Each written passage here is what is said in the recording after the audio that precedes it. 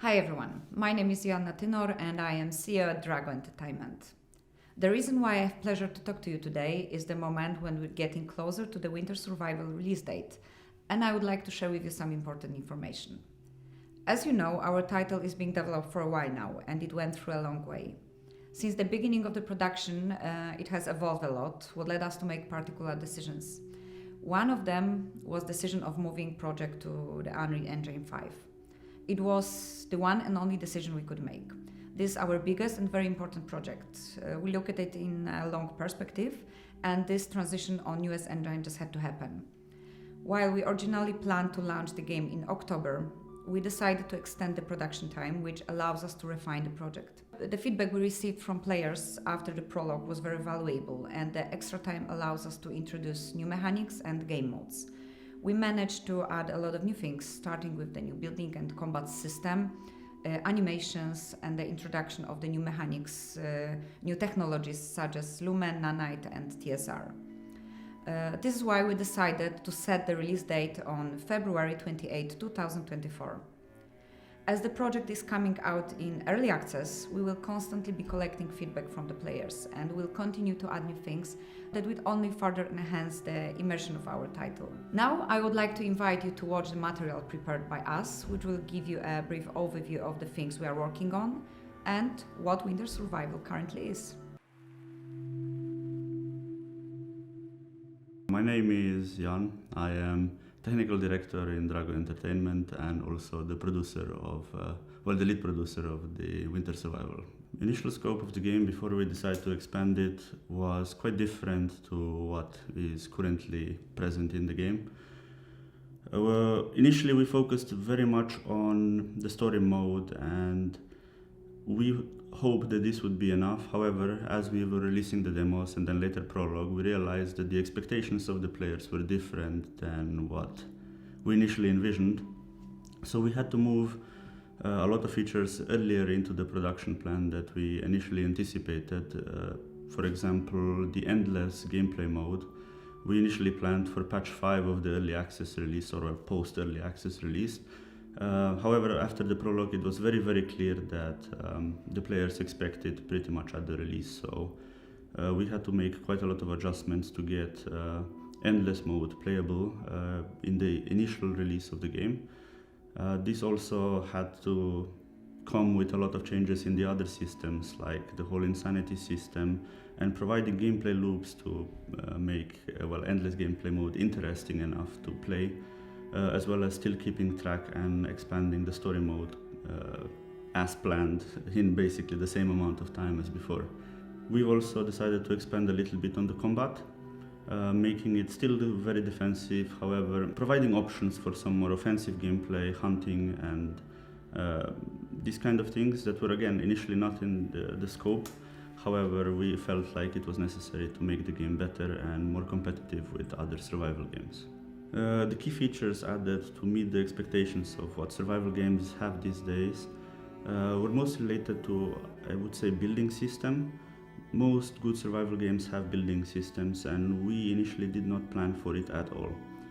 We wanted to, like we had in the original demo, we wanted to have a sort of like shelter repair and shelter pre-built in the story mode, so you would be basically going from one shelter to the other.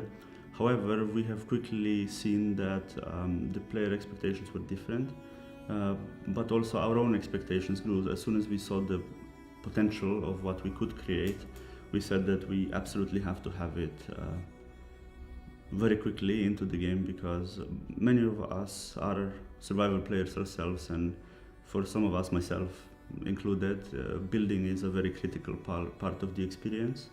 So the decision to bring building system in made it give us more parity compared to the other survival games that have already been released, plus has improved our game significantly in terms of gameplay. We also want to collect player feedback through early access or playtests or any other way that we will be able to, in order to try to get generally the idea of what the players want and try to include as many of community-based ideas into the game as we can, while keeping the integrity and the vision of our game the way we want it to be. My name is Marek and I'm tech artist at DRAGO. I'm also team lead of Enviro Artists. We decided to adopt all the big flashy features, so to say, so like Nanite, Lumen, TSR, and so on, and some of the smaller ones that would help us to build world faster and just streamline the production. And here I'm speaking about PCGs or World Core Edition for that matter. Adopting those new features were quite risky if we would like to do it in our game just right off the bat. That would probably extend the production time. We didn't really want it to go this way. We wanted to prepare ourselves as much as possible. So we figured that we're gonna prepare an art sample. So the tech art sample actually, where we would adopt all those features in a safe control environment, so to say in a box, before we introduce it into our project. As we started making art sample, we figured that all those features are kind of go hand in hand, and implementing some of them without implementing the other may create some caveats that we don't really necessarily want to take care of. At some point we realized that adopting most of those big features as one block is the best way to go. Hi, my name is Karol Sasorski and I'm a CMO at DRAGO Entertainment. Since the beginning of the production of Winter Survival, the project has evolved so much that we felt we needed to refresh the branding of our title as well. We thought we and the players needed something more distinctive to allow us to identify with our game.